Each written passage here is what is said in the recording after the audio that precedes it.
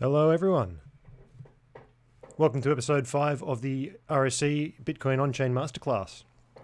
While we set up and wait for people to come on board, let me know where you're all coming in from. We tend to get a pretty international audience to these things, and it's just amazing to see where people come from around the world and just how global the Bitcoin phenomena really is. So let me know where you're coming in from. Let me know that the sound's coming through all good and you can see all the screens and everything. This should be a really good one. I'm looking forward to doing this because it's a really simple and powerful method for actually getting a bit of an idea about what Bitcoin is doing. So I'll give you a bit of a background about me. What I really look at is Bitcoin from a fundamentals perspective, looking at a lot of on-chain metrics and trying to understand how we can listen to the heartbeat and understand this Bitcoin from a core simplistic level. Looking at this digital organism, and it's fully transparent, and we can really delve in and understand what it's doing real time. So you got people coming in from Mexico, Philadelphia, Toronto, Netherlands, Ireland, unreal, Poland. It's a holiday in Poland. Crypto night, nice one. It really does amaze me where people are coming in from, and it really is a global phenomena. So it's a really exciting time to be alive. Spain, very nice. We'll kick things off in a minute. Netherlands, Northern Virginia. Unreal. So yeah, what we'll be looking at is what I like to term the magic lines, which are a set of moving averages, which are nice, simple, but really clean methods of understanding Bitcoin. We're going to look at the Mayer multiple, the stock to flow multiple, which some of you may have seen from Trace Mayer, obviously, with the Mayer multiple, and the stock to flow was developed by Plan B at 100 trillion. So many of you are familiar with that model. We also talk about a difficulty model, which is similar to the stock to flow, but looking at the difficulty hash rate and things like that. But we'll look at them later on in the module. So we've just hit the top of the hour, so let's kick this thing off. Macedonia, India, Tunisia, unreal. This is really good. Let's fire this thing off.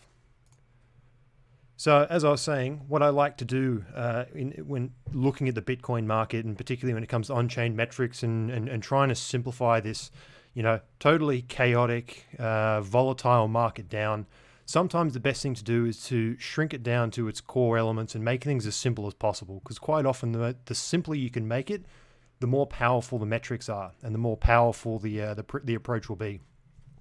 So we often look at the Bitcoin market, and there's no question that it is an extremely volatile space. This is driven by the fact that it's a brand new asset class. It's a fixed supply asset, and there's a lot of speculation as to what the future might look like and where this thing is going. So it is a volatile market. That's to be expected as an early technology, but also as an investable asset in a global landscape. So volatility is to be expected here. What that does is it's a magnet for traders, and we can see that speculators, gamblers, traders are all in this space because that volatility and those large moves allows people to come in and make money. And we often see that for these new technologies, that really is the starting point. The genesis point is understanding the gambling side, the traders, the speculation. Where could this thing be in 10, 20, 50 years? But I'd like to put forward that there could very well be, and I think there is, a dead simple set of tools that are more attuned to the hodl type investor, the buy and hold, the people who are willing to understand the technology, delve in, grasp the fundamentals, and have that longer term view. And with a lot of these things, unless you're in the market on a regular basis, the buy and hold strategy tends to perform much better for the vast majority of people because it's basically a sit and wait. And many trading strategies will benefit from that simplicity and sitting and waiting. So a quick introduction, a quick disclaimer. So this is the 5th module in the masterclass.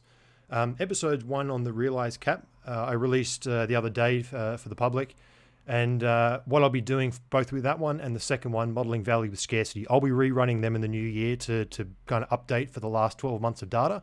And also just to upgrade the sound quality, because that was early in my personal recording career. So I'll be rerunning them. So keep an eye out for that. Episode 3 was really important, I think, on the NVT and RVT ratio. A lot of people don't think that they've got life in them. I actually think that they're some of the highest signal metrics, and I do recommend understanding that. Episode 4 was on energy money, and that was looking at it from a proof of work perspective. And again, I think that's a really important thing to understand about Bitcoin and proof of work, because it really is what underpins the security model. So that's a really valuable metric to look at. And then this one, which will be magic lines, Mayer multiple, stock to flow multiple. So the usual, nothing in this video you should consider as financial or investment advice. The reality is that I am just a dude on the internet, but what I do like to do is share what I kind of see and where my thoughts are at. I love to bring these things forward and try and help people who are looking at a fairly complex and challenging market, and just try and wrap your head around the fundamentals. And I like to share these things to try and get everybody and raise as many boats as I can with the tide. So always do your own research. And for me, I've always found that building a sound fundamental understanding and appreciation for blockchain mechanics and things like that will help you make much better decisions. And really, if you focus on yourself and your own due diligence and your own research, that'll be the best decision you can possibly make. So keep that all in mind. So some contents of what we're going to go through today. We're going to be looking at the history of Bitcoin price action, just to kind of contextualize where we are in the market today and where we've been. We're going to look at those magic lines, what those moving averages are that have consistently shown importance for Bitcoin. We're going to look at the Mayer multiple, which is basically a distillation of the 200-day moving average. We're going to look at the Bitcoin fair value models, and that's what I mentioned before with the stock to flow model and the difficulty multiple, and we'll talk about those. And then we're going to look at it from an interesting perspective, which I have not seen anybody else talk about, but just based on probability distributions. How frequently do we see these Mayer multiples of 2.4 and 1.5? And how likely is Bitcoin to reach those levels? And if it does reach those levels, how likely is it to stay there? So that's really what we're going to be looking at. And that tries to build the edge and give us the edge over the markets. And when everyone else is seeing fear, or everybody else is getting greedy, to be taking the opposite side. So it helps you frame that and put some actual numbers to it. So in terms of a short history of Bitcoin, it really was and is the first truly scarce digital asset.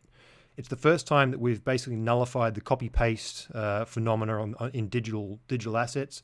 And its monetary policy enforces the halving event every 4 years, and the idea of that is that's a supply shock that under constant or increasing demand, it has shown to initiate fairly powerful boom-bust market cycles. So what we see here is it's not necessarily because of the halving. There's a lot of things that go into it. There's the psychology, there's the supply shock, there's the media hype. There's all sorts of things that go into this. But in short, we've seen this play out twice now, and in 5 months' time, we move into the third halving, and what we're looking for is to just try and understand after and during that event, what does the timeline look like, and what have we seen before, and do we believe that there's any relevance to those fractals and that behavior leading into it? So there's basically been 3 phases of Bitcoin's life so far. There was the early cypherpunk years between 2009 and 12. Which was really dominated by the mining landscape. There weren't many use cases, very few exchanges, relatively low liquidity, and really this represented the initial infrastructure for mining coming into effect.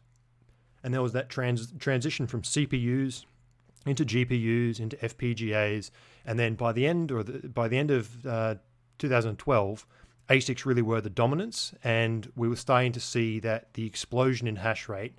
And lots of manufacturers and companies starting to come on board and drive the space forward. We then moved into the early investment era after the first bear market, and that was between 2012 2015. And this is really where the early adopters and the first use case in terms of Silk Road. We had the first early altcoins starting to be developed. Mining was starting to scale up with ASICs, and then that all culminated in the Mt. Gox hack finale, which led to a fairly long 2-year-long bear market. And then the most recent, what I've been calling the maturation period, which is really the 2015 up to pretty much where we are now. And that was really early institutions starting to get on board, things like hedge funds and more retail investors. The thing finally hit mainstream media.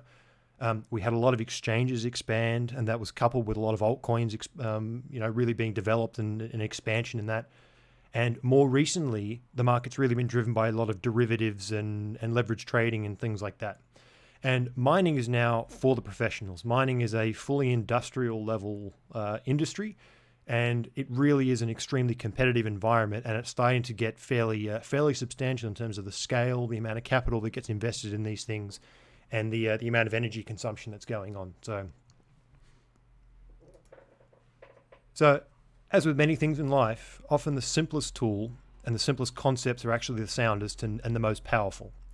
So what we're going to be looking at here is exploring some of these really, really simple valuation tools and understanding the mechanism behind them to actually track Bitcoin's price action in what really is a fairly volatile and expansive, and there's lots of technology changes, derivatives come in, there's lots of things that come into it, but we can use these fairly simple tools like simple moving averages, straight lines in log-lock space, which is what Plan B and Hands the Red and a lot of other guys have done, just looking at fairly simple models, and then looking at probability. So if we combine those three things, we get some fair value models, we get particular moving averages that show significance over time, and then using probability and assigning some kind of quantitative chance to these events happening, and you can build a fairly simple macro framework from where we can start understanding where is Bitcoin in its market boom bust cycle. So the concept of magic lines actually comes from one of my personal favorite trading books, which is Jessie Steins' Insider Buy Super Stocks.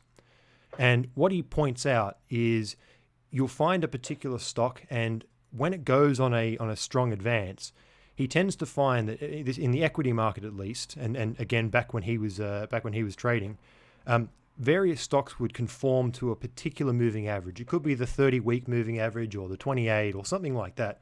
But they would always come back and revisit that line, and that would be an ideal buy the dip level.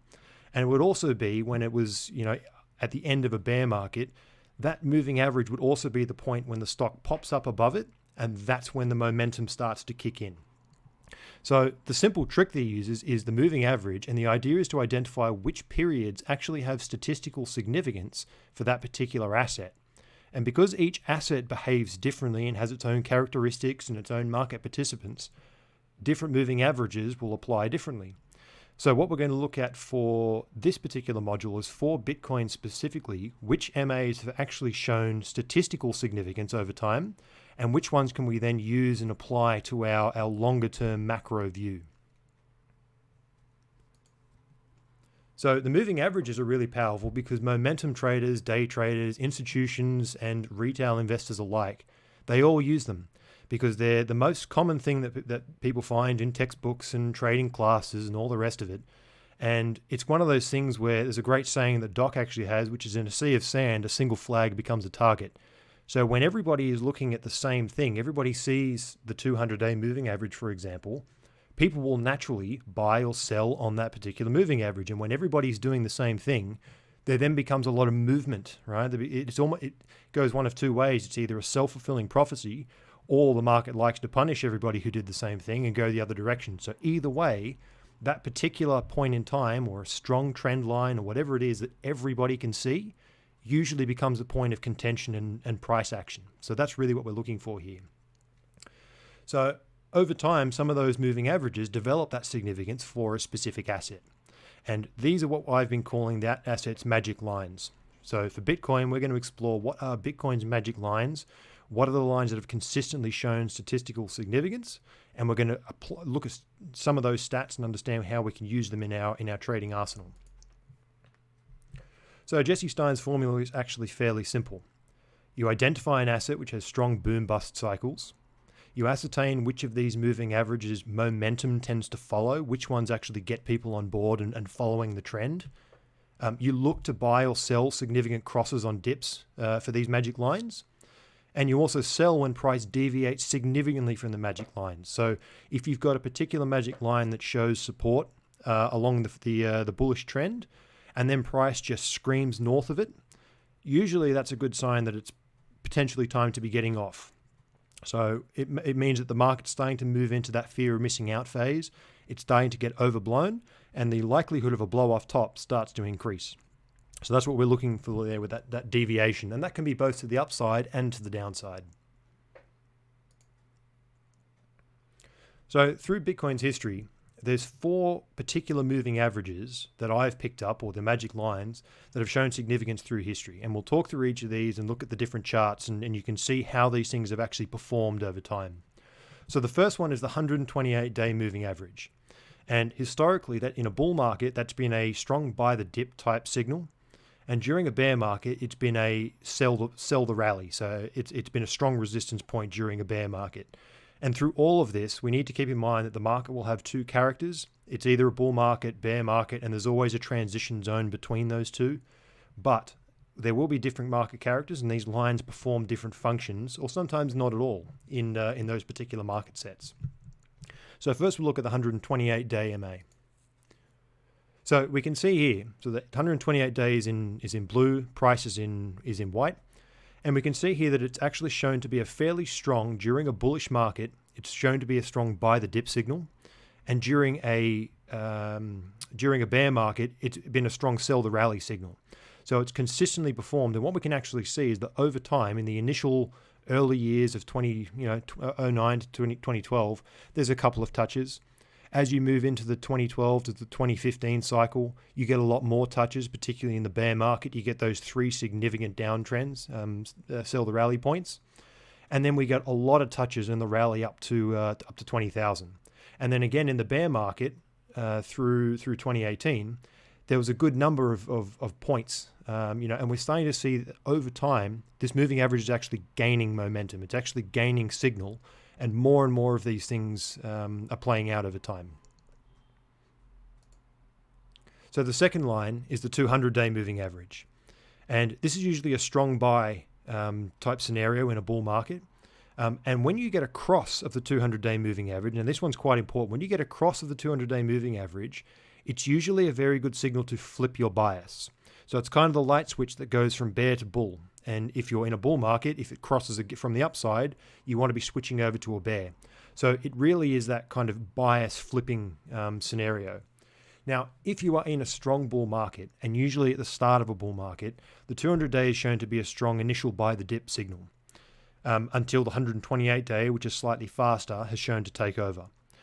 Likewise, in a bear market, when you get a crossover, that will be your flip bias, and in general is a strong sell when it comes up and acts as strong resistance during the main bulk of the bear market. So we can see here, there's touches in the small arrows, 200-day moving average in the red. Where it touches and it's a sell the rally or a buy the dip type scenario, you can see in the small green and red arrows.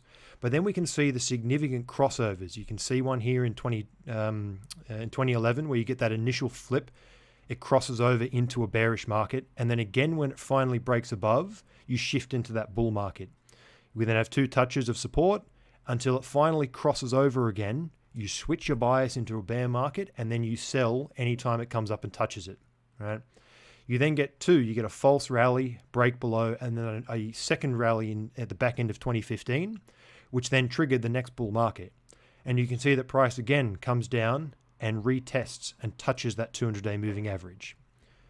And then we come into 2018 and you get that initial sell over because we got this significant deviation away from the 200-day moving average.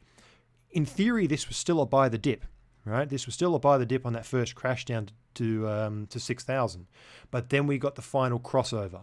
Now, this is still up in around the, $8,000, $9,000 range, which considering the bear market that followed was still actually a reasonable exit. But that's the slowness of the 200-day moving average. But when it actually crosses over, it's that high conviction swap.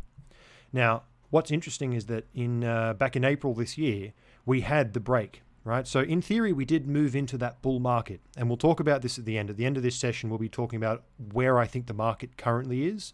And we'll go through all of the techniques that we learned today to really explore that. So we saw that in April, we got that break above, technically now a switch to a bull market. But as of mid this year, we've actually crossed over the 200-day moving average, which in theory actually puts us back into a bear market based on historical performance. So that's something that we'll go through and really study and look at in more detail later on. So I think for the 200-day moving average, the thing to keep in mind is that a strong crossover and a close below should flip your bias as to what the character of the market is. And that's a key metric that we should keep in the back of our minds. And one thing to keep in mind here, you can see where price really just screams away from the 200-day moving average, and that occurs both to the upside and the downside. And this is usually correlated with some kind of blow-off top or a capitulation phase when it's to the downside. And you can see that every time that price is significantly just left and deviated the 200-day moving average, you tend to get a fairly strong and violent reaction that comes to the downside or the upside respectively, and it normally signifies topping or bottom patterns. So for the 200-day, we're looking for when it significantly deviates and when it crosses with conviction. So they're the two signals that we're looking at for this particular magic line. So quite similarly, the next two magic lines, you can probably guess, are the 128-week moving average and the 200-week moving average. And really what these represent, so because these are weekly moving averages, they're much, much slower. The 200-week, for example, has only recently had signal since the middle of the last bull market. And these are very, very long-term signals. And what we're really looking for here is for basically for bottoming signals and for catching the bottom. So for the 128-week, it doesn't have a great deal of significance when it comes to bull markets. But in the bear market, basically when we go through the capitulation phase, we've seen the 128-week act similar to the realized price, which is where that real strong accumulation and the smart money starts sitting and stepping in and start picking up. So if you get a retest, it tends to be a strong buy. And when price is below it, it's a strong accumulation signal. And you can see here, so the realized price is there in green, which has historically been a very similar accumulation type signal when price is below. And you can see the 128-week moving average in blue, which is fairly similar. So during the 2015 bottoming pattern, price was below both the 128-week and it was below the realized price. And you can see that before the initiation, the true initiation of the bull market, it came back and it retested. It retested both the realized price, and the 128-week. Now, we had exactly the same pattern occur in the recent bull market, end of the recent bear market, at the back end of 2018 and into the start of this year. Now, only recently has it actually come back down and retested the 128-week. So that fractal that we saw back here where it came and we had a reaccumulation period on the 128-week, we've actually now sliced below that. So as we said before, we've got the 200-day moving average, which the price is now below. So our bias is bearish. And we're also now looking at the point that the price is now broken below what was should be a retest, but is now a reaccumulation signal. So we're kind of in this limbo land where it's technically bearish, but also underneath the accumulation line. And again, we'll talk about that in more detail. But historically, the 128 has been a fairly strong exit of the bear, and it does have relevance right now because you can see that we're coming back down, we're touching it, we're in that sweet spot right now. And the final one is the 200-week moving average. So this is the slowest moving beast. And when it comes to a touch of the 200-week moving average, in general, it's basically an all-in buy, and it's a accumulation bottom. And we can see this in the chart.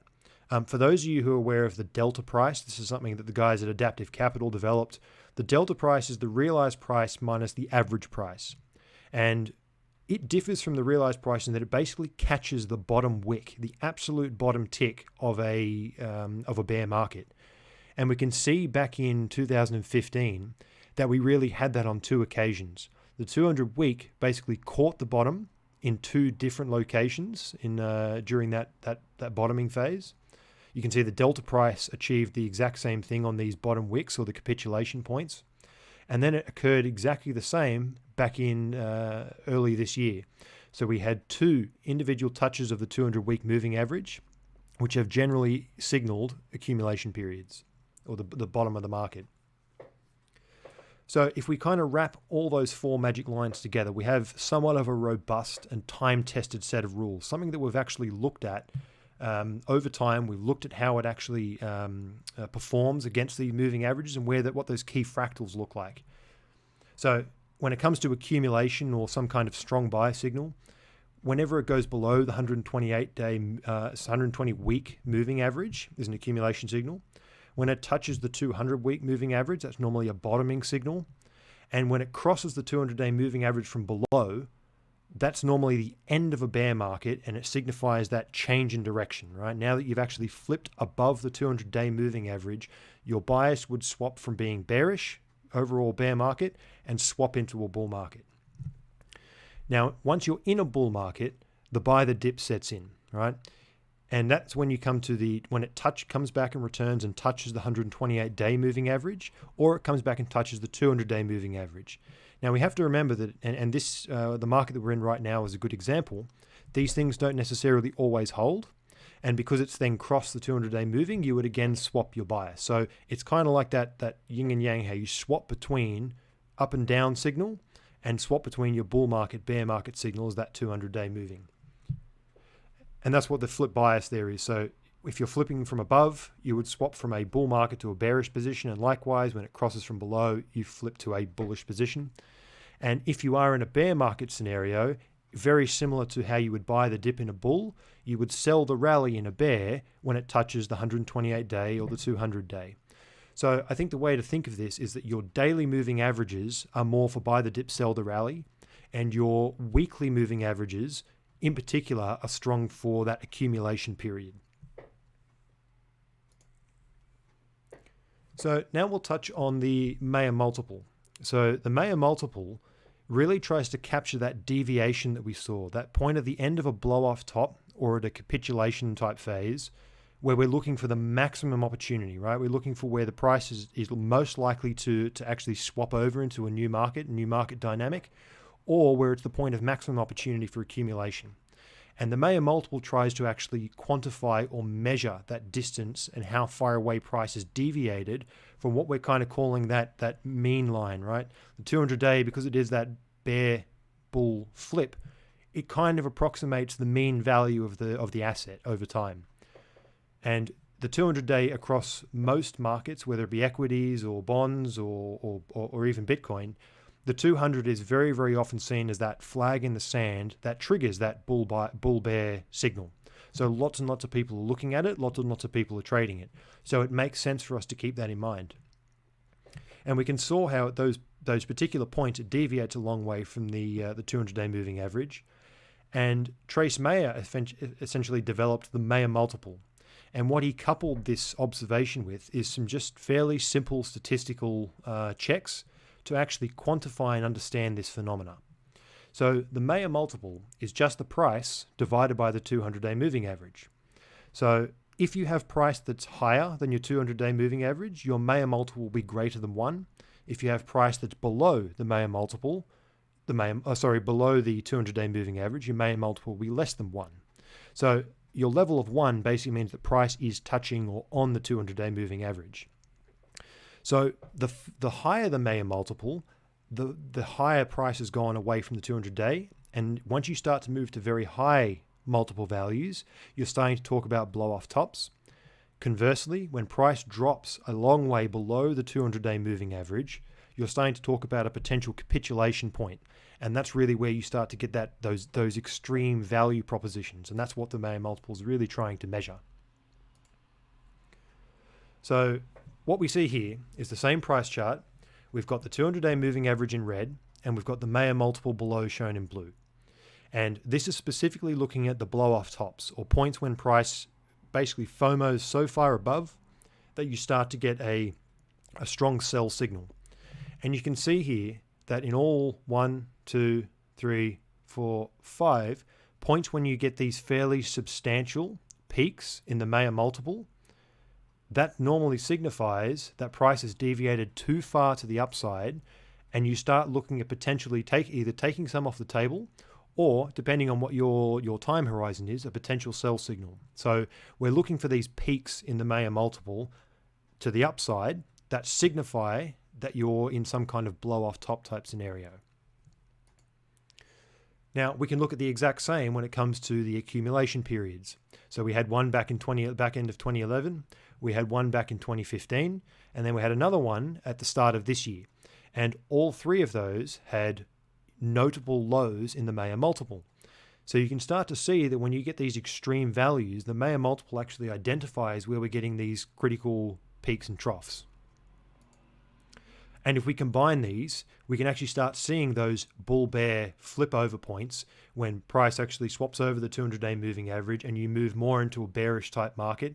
And you can see that the midpoint here is a value of 1. So this value of 1 means that price is the 200-day moving average.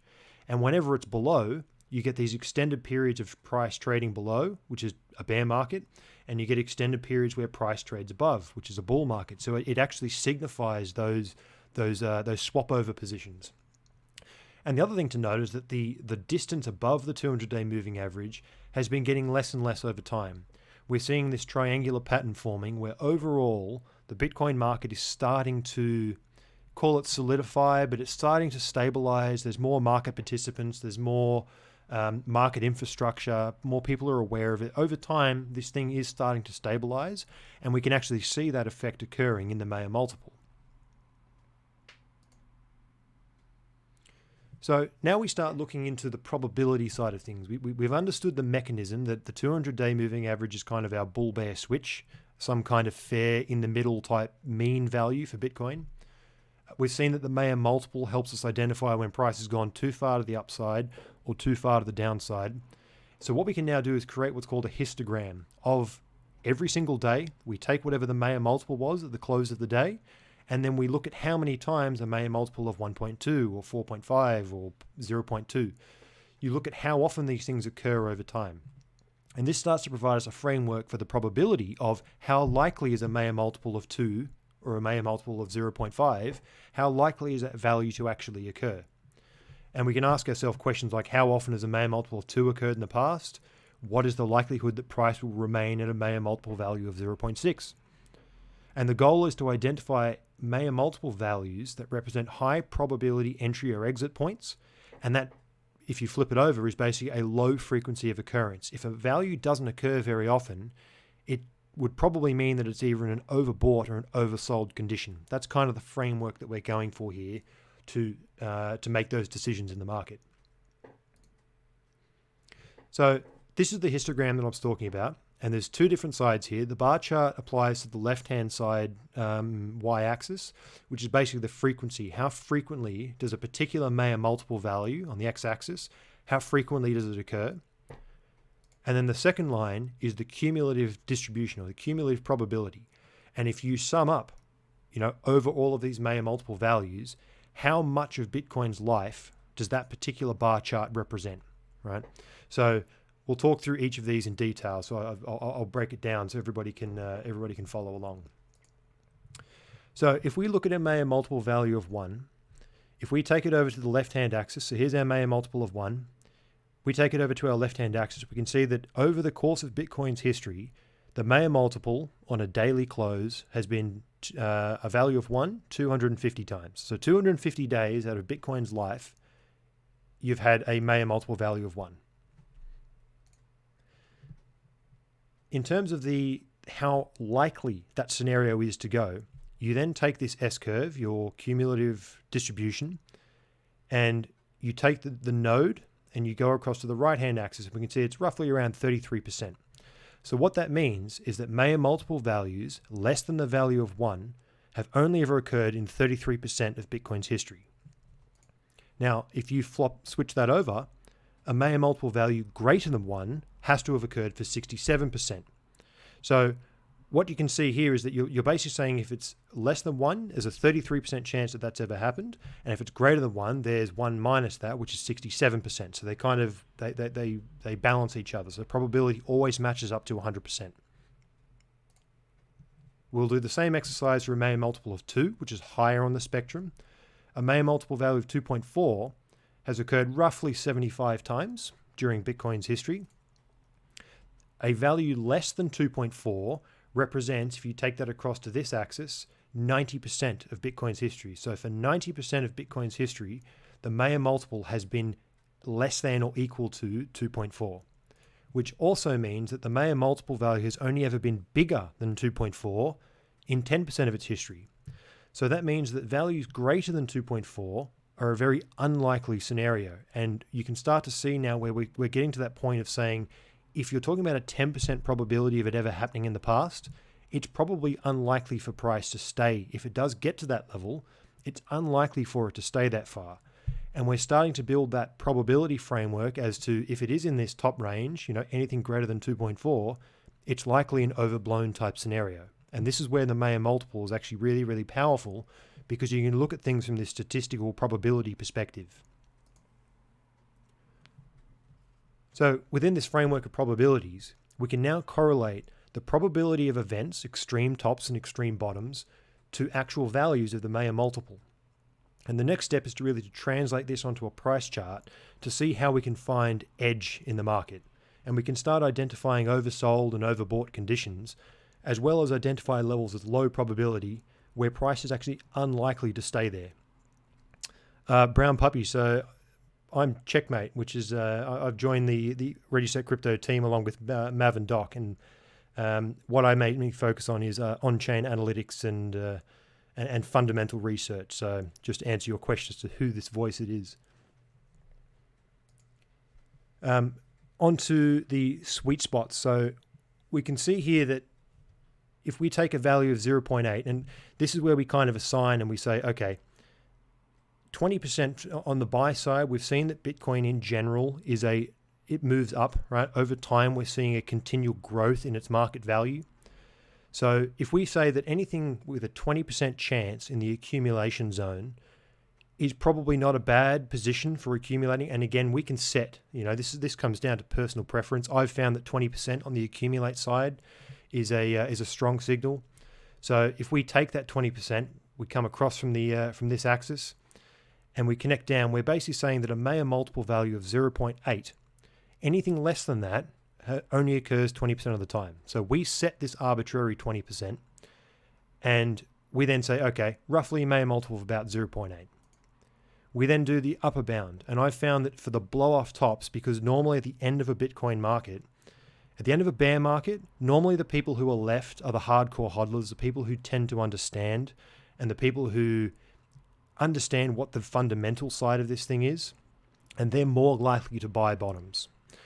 At the end of a blow-off market, normally you've had a whole lot of media hype, there's a whole lot of noise in the market, lots of new people, lots of new entrants, and lots of FOMO.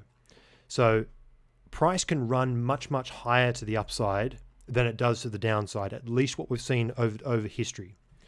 So I've normally assigned a 10% probability to the upside or our sell signal rather than a 20% at the bottom, because over time, if you're looking at this in a long enough time span, Bitcoin has a tendency to continue to go up over time. That's what we've seen in the past.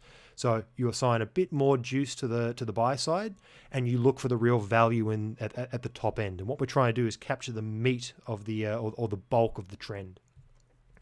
So if we take a 90% line, that will bring us down to that Mayer multiple value of 2.4. So basically, there's only a 10% chance that a Mayer multiple value greater than 2.4 has occurred in the past. So therefore, when price gets there, it normally signifies a fairly strong exit signal. So that's really the framework that we're building up here. And anything in between that, the 70% is basically normal trading. Price will fluctuate. There's derivatives and people are trading in the intraday swings. That's really in this 70% trading zone. It depends what your time frame is, but if you're looking for the buy and hold type investor scenario, that's really where you want to be finding the low probability bottoms and then selling the high probability tops, and you capture the bulk of the market, right? So that's really what we're trying to achieve here.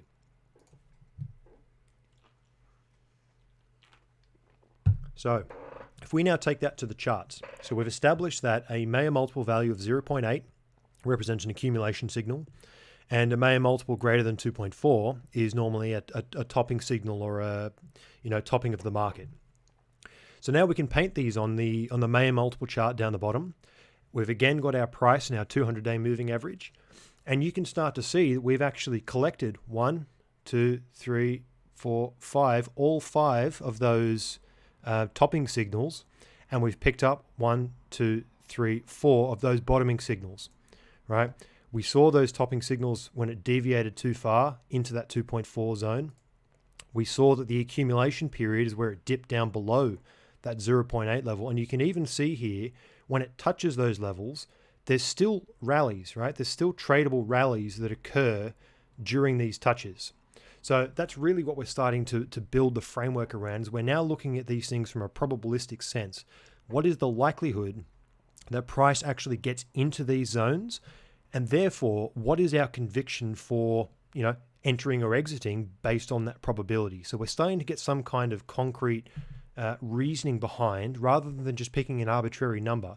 We've actually got something that we can rely on and build off.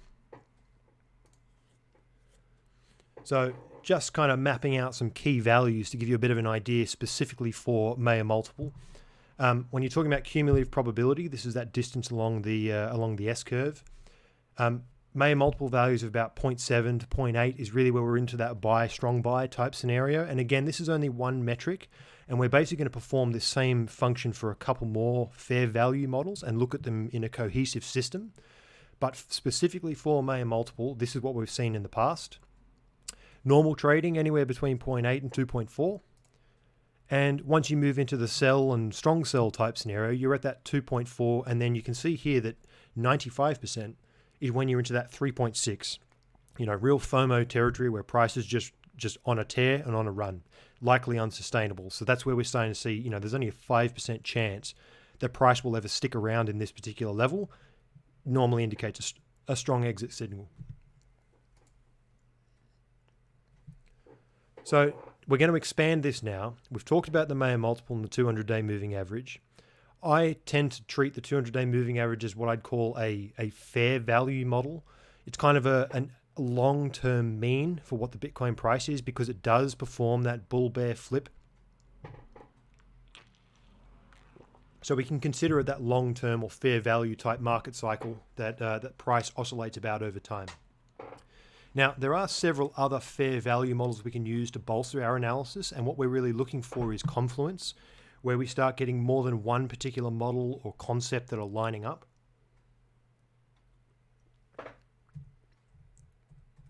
And two of the models that I like to use one is Plan B stock to flow model.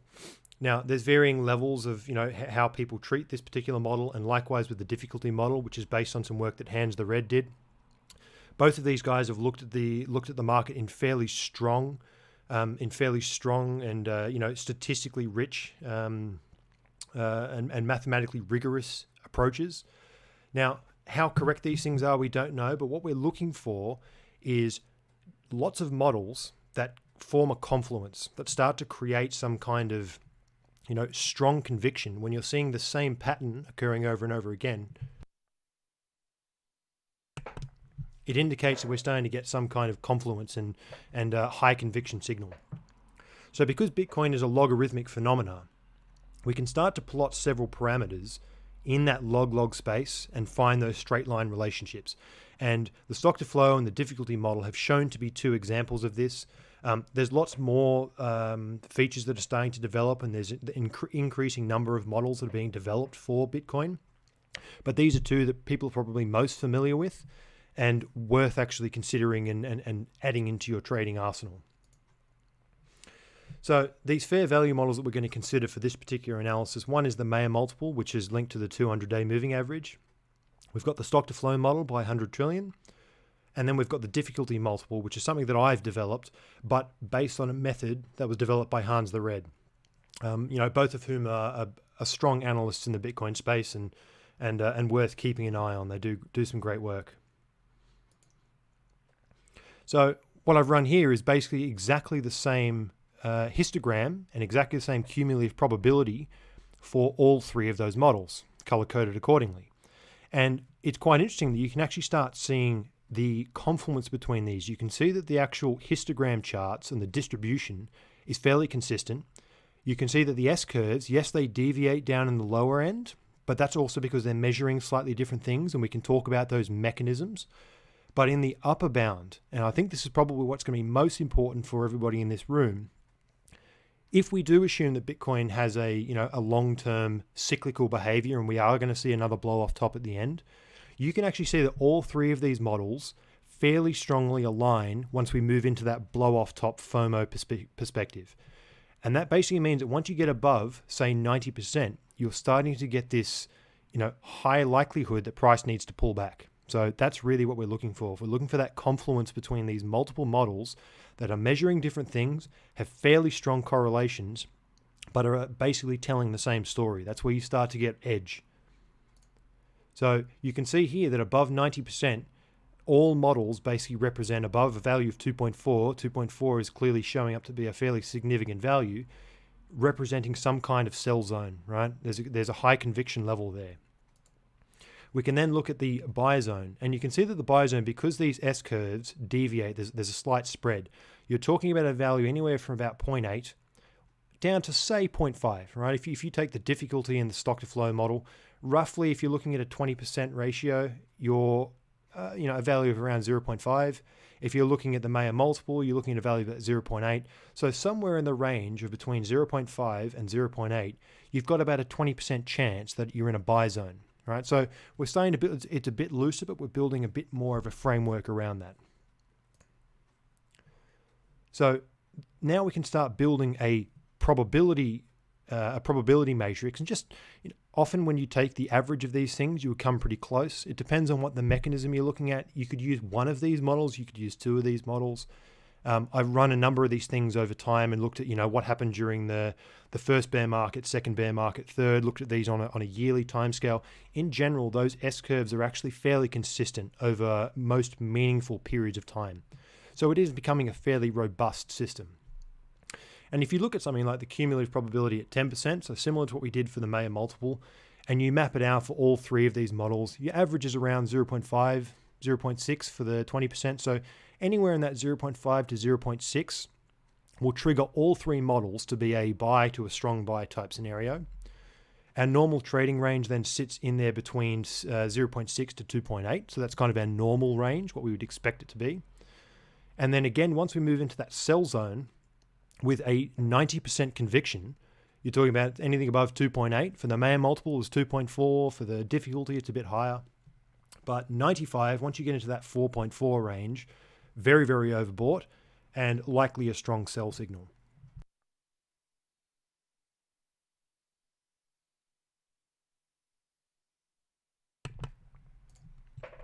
So let's translate this over to the price chart and actually see how once we combine these three models, we can start mapping this thing out. And again, I've just applied that 0.6. So if we take our 0.6 buy and our 2.8 sell threshold, this is kind of where we have to start thinking maybe we're top bottom end.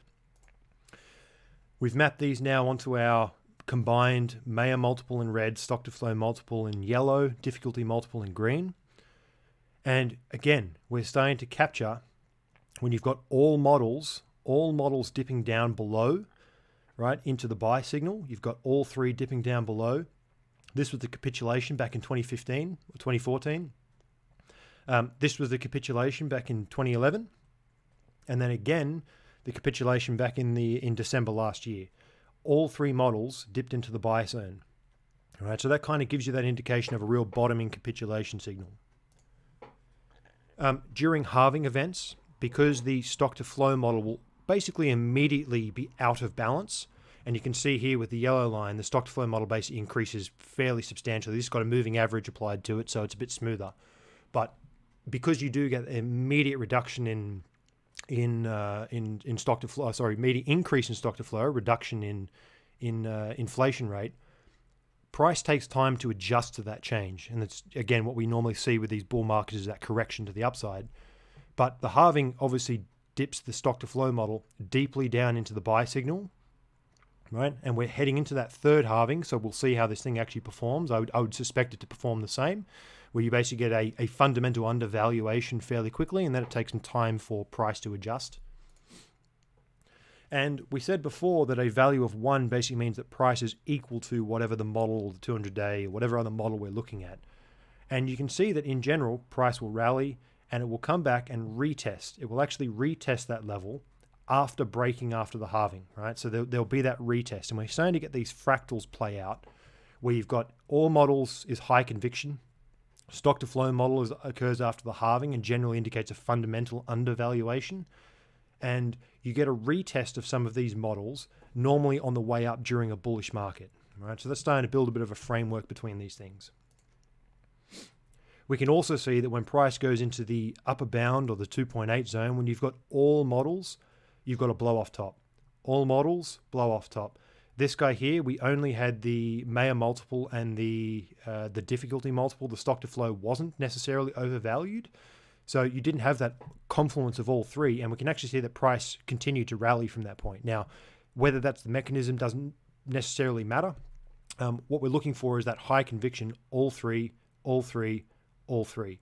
And again, you're starting to see this triangular compression over time. So, these sell signals may decrease, right? Our level of 2.8 may slowly come down. It could be 2.6 after the next cycle, could be 2.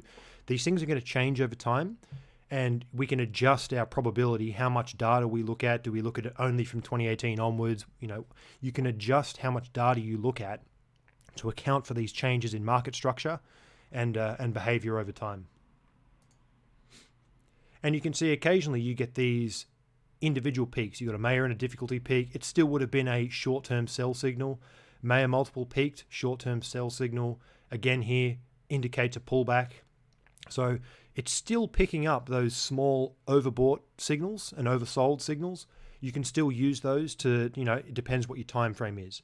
But really, I think the power of these things is in trying to capture the meat of the move, picking up the accumulation period all the way through to the blow off top. So now we start to kind of distill this down. So this is kind of the final part where we want to find edge in the market. And we've now got a bit of a framework for finding that edge. We can calculate the Mayer, stock to flow, and difficulty multiples. We identify where the probability is favorable, and that chart before is basically a reference, and that will likely stand for a period of time. We seek confluence, where we've got all three of those models telling us the same story. That's normally a fairly high conviction signal. We have to consider the mechanism at play. So the Mayer multiple is more of a technical analysis type thing. Stock to flow has more to do with halvings. The difficulty multiple will depend on what's going on in the mining space. So they have different nuances and mechanisms, but when you look at them consistently, they kind of tell the same story, and we can see that back in that histogram chart. They're telling us a fairly similar story, which is a good sign. And also means that these models, they kind of support each other, and it gives us an idea about where price should be as a quote-unquote fair value. And then we look for confluence with our magic lines, right? So that's where we've got our support and resistance and what we talked about at the beginning of the module. So we've now got a framework for probability, some oscillators that help us understand how far away we are from realistic pricing, and magic lines to help us, do we buy it? Do we sell it? What kind of, what should our bias be? And what should our actions kind of look like? So this is our framework that we'll take through and look at the market as it stands today. So kind of summarizing our four magic lines, we've got accumulation when it is below the 128 week, when it touches the 200 week, or when it crosses the 200 day from below. We've got buy the dip in bulls when it touches the 128 day or the 200 day. We've also got sell the rally when it touches the 128 or the 200 day. Again, we have to flip our bias when it crosses the 200 day moving average.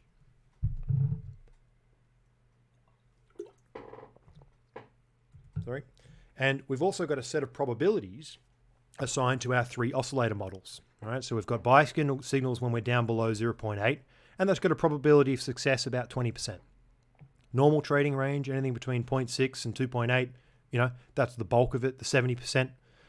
And then our sell signal is then when it gets up above 2.8. That's when we have to start paying attention and potentially taking stuff off the table, because we've only got a 10% of Bitcoin's history that is above that line, right?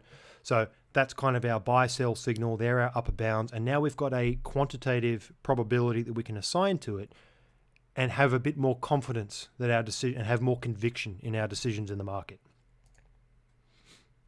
So we're basically going to step through, and this is the last part of the module, we're going to step through Bitcoin's history basically from the end of the bull market in 2018. We're going to talk through the bear market 2018, and then a bit of a perspective on where I think we are right now based on this framework.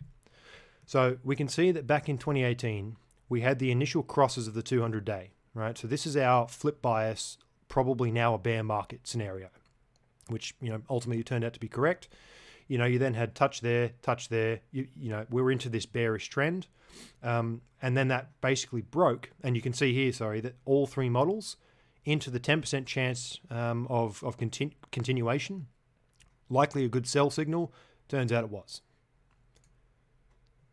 As we move down into the capitulation phase, right, in December and then into the start of this year, all models dip down into the 20% chance range, giving us a fairly high conviction signal that is probably accumulation time, right? And there's a number of other signals we can look at, which will come up shortly.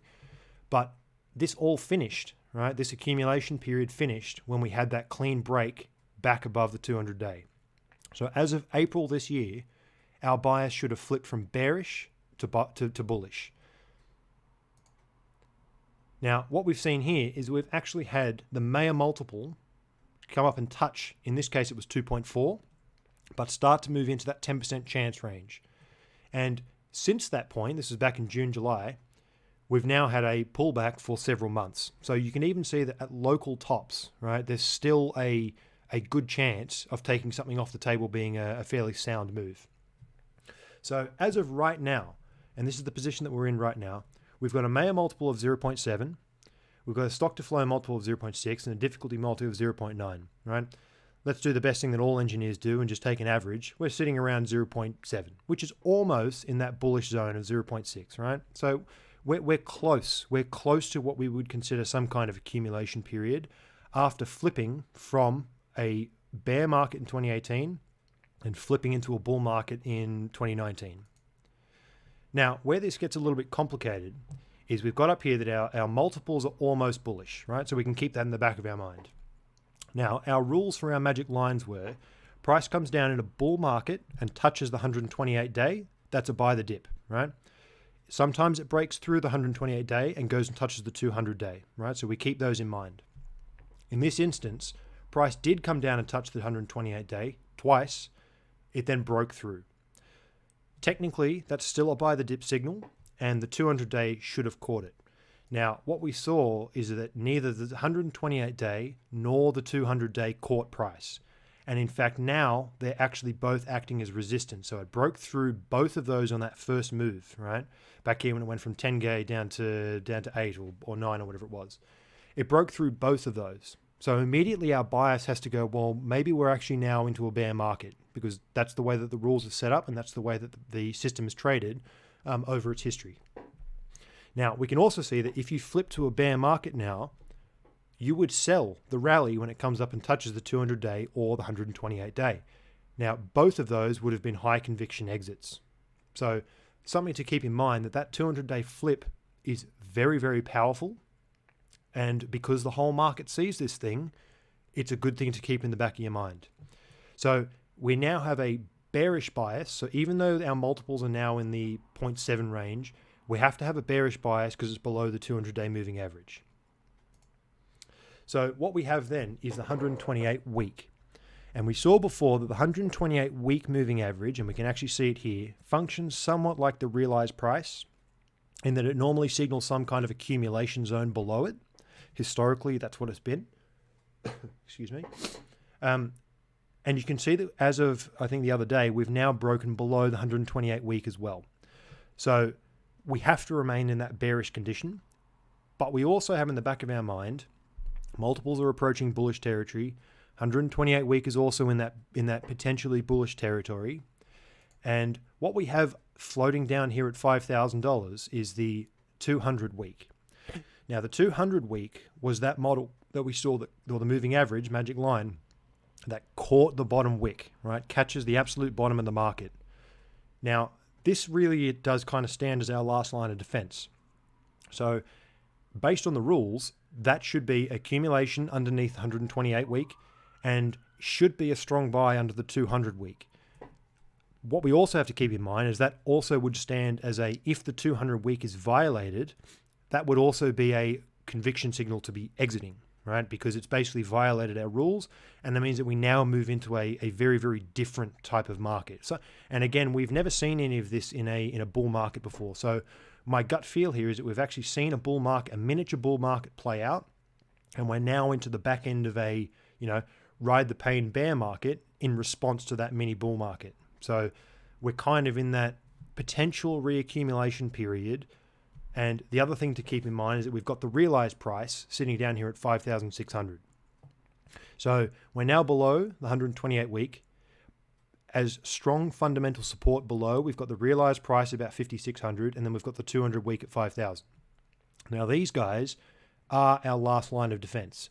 And what we've seen in previous market cycles is, as we said before, price likes to break above, come back and retest the realized price.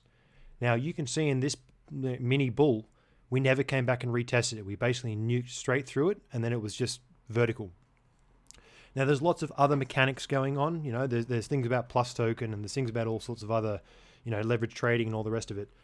If we take all of that noise away and we just look at the reality of where is the realized price, where are the magic lines, this is the framework that we're currently sitting in. So if we kind of break down current market structure and where we kind of sit, the original rally, so starting from December, which is down at our low of 3K, we rode it up to 14K. In theory, that's actually a bullish market, right? That was our bull market. It crossed the 200-day moving average. It crossed the realized, which then flips our bias. Both of those flip our bias to bullish. All of our model oscillators were in the 20% zone. We can see that down here. They all moved into the 20% zone. So that's, again, high conviction, under realized, under 128 week, touch 200 week, and all signals. That's about 5 things, thumbs up. From June, so from mid-year through to about September, this is when we went from 14K down to 10K. This was this big triangular consolidation period for a few months. That was really a neutral, or, in theory, we're in a bull market. Do we buy the dip, right? It's kind of neutral, but do we buy the dip?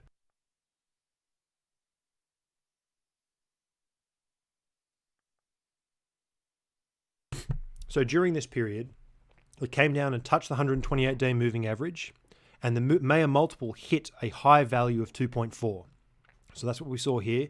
Mayer multiple rode up, touched that key value of 2.4. So if you remember that the Mayer multiple specifically was 2.4, this is where we're looking at the average of all three, which is 2.8. But again, we're in that kind of range.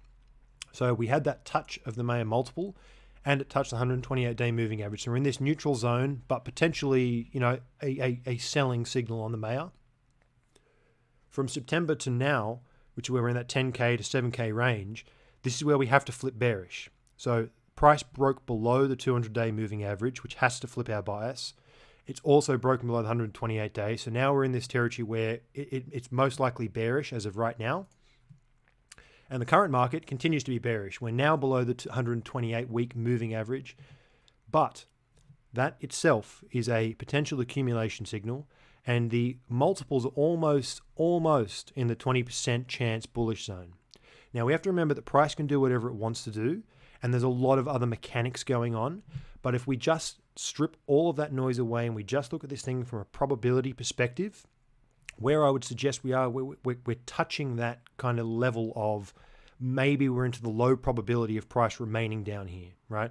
Still could continue to go lower, but we're in that kind of balance zone based on all of these fundamental and probabilistic studies. So if we start doing a bit of forward thinking, it's potential that this is actually where the smart money might be sitting. Down here around the realized cap, right? Down here around the 200 week. So we do have those two very strong fundamental levels of, 5.6 and 5K. And the multiples, by the time the price gets down below about 6,000, will all be in that bullish zone. So again, we still have to cross the 200-day moving average before we can actually swap over and have a bias of being properly bullish, bull market. So I do think we're in a bear market at this point in time. But I do think that looking forward, we now have a bit of a framework for where I think those levels of high conviction support could actually exist. And that's purely based on simple moving averages and probabilistic distributions. So if we summarize all of this, in the module, we basically explored simple but powerful techniques for tracking the Bitcoin market, just using the magic lines, 128-day, 200-day, 128-week, 200-week. We looked at some fair value oscillators, Mayer multiples, stock to flow, and difficulty multiples. And we looked at that in the framework of probability distributions. So we established a simple set of rules based on the past performance and market characteristics. And these tools help us to find macro edge. So for most people who are not looking at this thing day to day and intraday, where you're really just trying to find those macro in-out signals, and trying to capture the meat of the market. This is really where the power comes from, using these simple but high conviction signals. And we reviewed these high level conditions on the current market where we're currently bearish but with strong fundamental support below. So that's kind of my position at this point in time. We have to remain bearish, but we do have strong fundamental support down there in 5,600 and below. Now, we've got to be aware of the limitations of this. It is a classic case of past performance does not indicate future performance. And there's lots of Bitcoin market externalities that change over time. Things like the market matures, it evolves. At the moment, we've got the plus token BTC distribution, which is currently going on. And if you haven't listened to Stefan Livera's podcast with Ergo BTC, I'd recommend that. That's a really good insight into what has been going on. There's a potential for things like exchange hacks and regulatory developments. And, this is a very fluid market. So there's lots of external things that can change and basically break market structure. But what we're kind of looking at is using a fairly simple toolkit to just try and understand where we are based on what we've seen before, with the knowledge that when lots of people see the same thing, it tends to have some kind of self-reinforcing properties. So that's pretty much it. That wraps it up. We're pretty much on the hour. If anyone's got any questions, feel free to drop them in the chat. Complaints, comments, and tomatoes that you want to throw at me is all good too. If you want to learn more about on-chain and fundamental analysis, feel free to grab me on Twitter. My handle's there on the screen. And jump over to resetcrypto.com. We've basically got a chat room where, Mav, myself, and Doc are basically free reign. Whoever wants to ask us questions, and we host these smaller things all the time. So if you want to get involved, come and catch us. And yeah, feel free to check out the other 4 modules that I've put up. I try to roll one of these out roughly once a quarter. And I really try to make sure that everybody's on board and can adopt and learn these simple techniques and just help people get a handle on the fundamental side of what Bitcoin is and what it does. Because quite often people get lost in the technical analysis charts and they forget to look at the fundamental metrics of what Bitcoin is trying to tell you pretty much every day.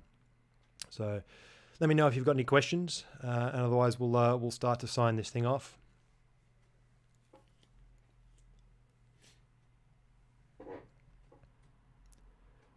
Which Mayer multiple do I recommend? To be honest, I actually don't trade off TradingView, so I'm not sure. I'm sure there's many Mayer multiples. They should all calculate the same thing.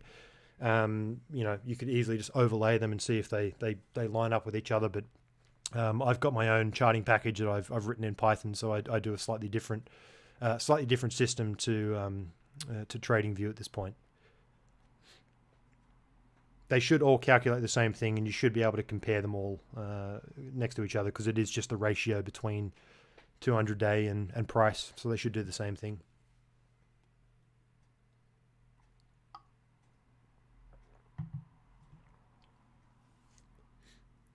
Looks good. No more questions. So thanks all for your time. I hope you took something away from it. Feel free to grab me on Twitter if you've got any questions. And Merry Christmas. I hope everyone has a happy festive season, and wish you all the best for 2020. Thanks, guys. Thanks for tuning in.